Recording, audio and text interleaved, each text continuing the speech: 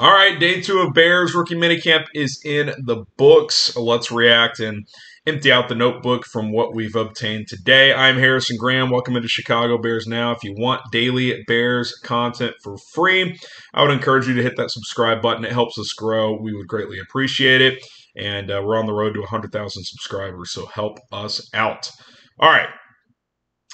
Doesn't seem as like a whoa, football is back type of day as yesterday kind of did, right? The day one hype, Caleb Williams to Odunze, kind of some air out of the balloon before practice today when we found out Odunze would not practice with hamstring tightness. Sounds like it's just purely precautionary, no reason to push it for a rookie minicamp practice, especially considering all the reviews and all the chatter of the amount of work he and Caleb got in yesterday. So he did not practice. That probably took some wind out of the sails for today, but still plenty to get into. We'll talk a little on-field stuff in a second, but let's start with some of the press conference stuff. We heard from offensive coordinator Shane Waldron for the first time since Caleb Williams has been drafted. A couple of quotes I want to hit, and then we'll react. He said his arm talent, his ability to put the ball where it needs to be, that's evident from day one. Now it's about keeping the learning, progress, and keep moving forward with our system. But the arm talent and what he's able to do, it's fun to watch. He was also asked about him playing more under center in the NFL than he's done in college. And he said, I think the one thing that Caleb has shown is that he can be in all sorts of backfield alignments. Did a great job at his pro day. He's played quarterback his whole life. So I think the biggest thing will be just the footwork and really mastering that first step under center, something that he's taken pride in already, and really got to jump on in this minicamp. But he's played the position his whole life, just like these other guys have. So I think there's a good natural transition.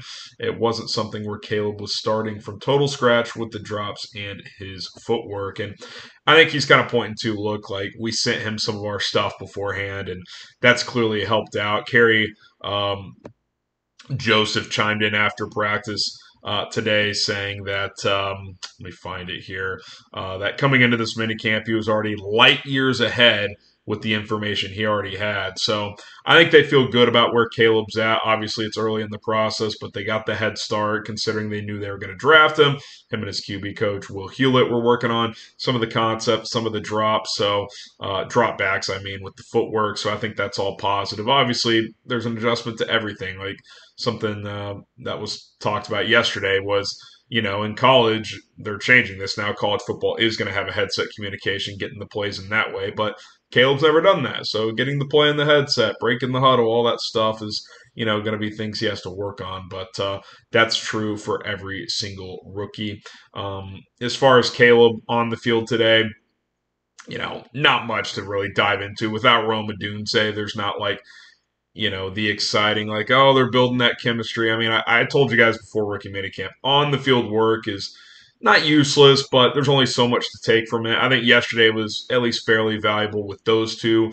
Sounded like that chemistry is starting to build pretty quickly, but no Rome today. Not too much to take away. I will say this, the clips you see on social media, just, and it's just warming up, but just the effortless of the deep ball and warm-ups and throwing it to the same spot over and over again, the tight spiral. It's just natural. It's natural. He's got an easy release. It's not hard for him. So that's definitely very exciting. Eric Washington as well. Not as much to take away from him, but he did say he's excited about Javon Dexter. Obviously a big year for him. As of now, he is expected to be the starting 3 technique on this defensive lineman. He did point out that he believes the Bears have the best back 7 in football, and it'd be hard to argue against. I mean, you think about, and I've made this point before, that the front 4 has question marks, although Montez Sweat's very good. There's questions beyond that. Back 7 is as good as you'll find in the NFL, though. I mean, the linebacker trio of Tremaine Edmonds, TJ Edwards, Jack Sanborn as a number 3 is very good. You got Jaquan Brisker. I think Kevin Byard will be an upgrade at free safety. Jalen Johnson, top 5 corner in the league. Tyreek Stevenson, I thought the final, 4 to 6 weeks was the best rookie corner in the NFL last year. He really came on strong. Kyler Gordon's a top 10 nickel in this league. You've got good depth there with Terrell Smith. Jonathan Owens is your 3rd safety now. Like, your back 7 on your defense can go with anyone. I mean, it's a really, really good group. Washington has recognized that. And I think the importance of his hire, yes, he's a defensive coordinator now, but I think if he can really get this defensive line going, get the most out of Javon Dexter, Zach Pickens, and DeMarcus Walker, that would be a job well done, no question about it.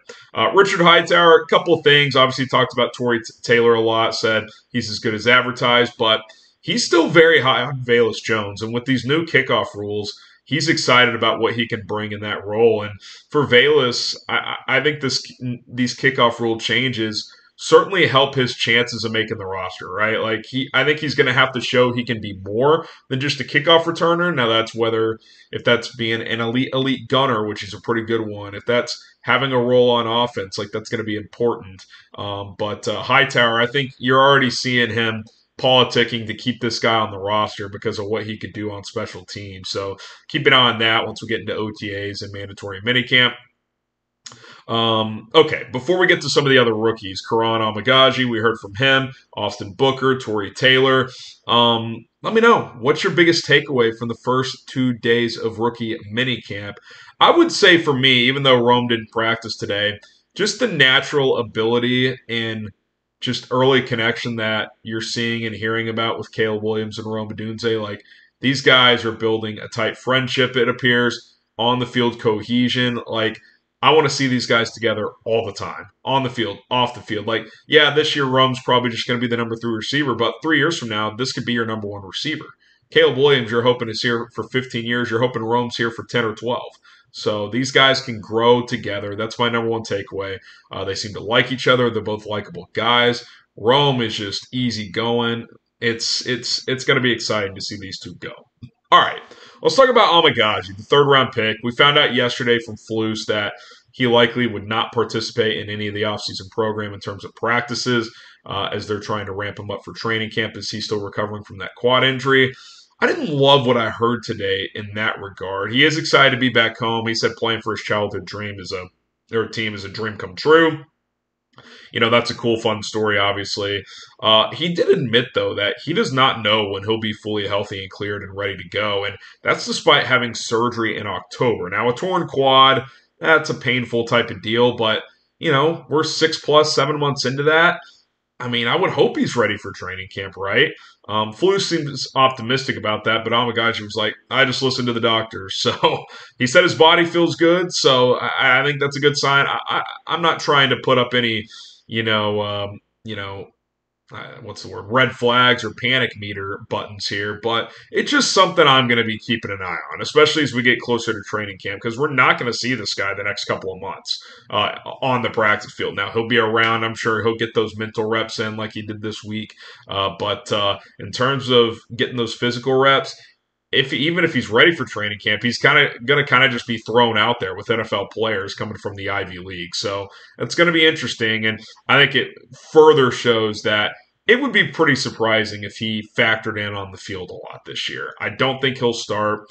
If he's your swing tackle as a rookie, that means he had a great training camp.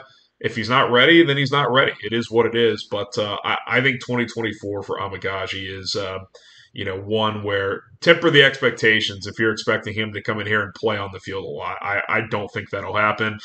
He did say this about Caleb Williams, says he has a big presence in the locker room already. First one in the building. He says every time he gets in, Caleb's already there, so that's cool. It's what you want. It's what you want out of your franchise quarterback. Set the standard, set the tone. And, Caleb talked about yesterday about growing into a leadership role, says you have to be a follower first as he's following the vets, the coach's lead. And then, once he gets comfortable with everything, the natural leadership will take over. And I think that's a good perspective to have. But I think he's already setting the tone with these other young guys. Like, yeah, I'm going to be here before you guys are. So that's very, very cool. A couple interesting notes as well as we kind of empty out the notebook. Austin Booker said he hasn't played in a three-point stance since high school, or at least much since then. Says he likes it, though, because it helps with pad level. And one thing I'll just point out, and by the way, we're going to have Bears Rookie Minicamp winners and losers up on the channel tomorrow, probably, so be on the lookout for that Monday at the latest. But one thing that stood out to me is he looks bigger than he did in college. People on Twitter are doing this side-by-sides, comparisons. I would bet he's put on 15 pounds since his last game in college. And saw another report, I think he was up 10 pounds at the combine or something. So that's definitely shown out. I mean, his legs look a lot thicker, and that's a good sign because that's the one thing coming out of Kansas. Like, he does need to beef up a bit in a 4-3 defensive end situation. So, I would guess he's 255, 260. If he could get to 265 and a little more yoked, I think that'd be probably an ideal weight for him. I mean, the guy's 6'6". I mean, he is a big person. His legs are chiseled. Like, he can add on to that frame still. So that's exciting. Here's what's also exciting. He's been in contact with Raiders star edge rusher Max Crosby. That was a popular comp going into the draft. Crosby, kind of an overlooked guy, a bit thin coming out of Eastern Michigan, had to add on weight like Austin Booker, but looked the part, looked like he could play in the NFL, and now he's one of the best. I mean, if Booker gets anywhere close to Crosby, finding this guy in the 5th round is going to be an absolute steal for Ryan Poles. So that's exciting. It's a long process. Who knows what he'll give you in year one, but I think this kid's wired the right way. Torrey Taylor news, first draft pick to sign their rookie contract. That got done this morning, so congratulations to him. Richard Hightower, he said, or Torrey Taylor said, came up to him before his first practice yesterday and just kind of gave him a pep talk, like, hey, man, you're a Chicago Bear. And he said it calmed his nerves a little bit. And there was a report out there, he shanked 4 or 5 punts yesterday, so you don't love to see that, but probably some nerves there. I'm not going to panic about a punter mishitting a couple in the month of May, but obviously you take this kid in the 4th round, you expect him to be really good. So, obviously going to monitor that as we get into the season as well, which is obviously several months away. All right, there you go. Kind of emptying out the notebook on day 2. We'll get some more information and come back tomorrow with some rookie minicamp winners and losers, so be on the lookout for that. Any mothers out there or fellas out there that have a wife, a girlfriend, or a mom, hey, don't forget, happy Mother's Day tomorrow to all the moms out there. My beautiful wife Hannah experiencing her second happy Mother's Day tomorrow, so we got a lot going on for that. So don't forget to call your mom, give her a hug if you could see her. It's they do a lot for us, so it means it'll go a long way. I'll just say that, and you won't be in the doghouse, so that's very, very good for you as well. All right, I'm Harrison Graham. I'm signing off. Get the bear downs, the FGBs going in the comments. You guys know the drill, and hopefully we'll be back later, for sure later, matter of when, here on the channel. Bear down. We're signing off.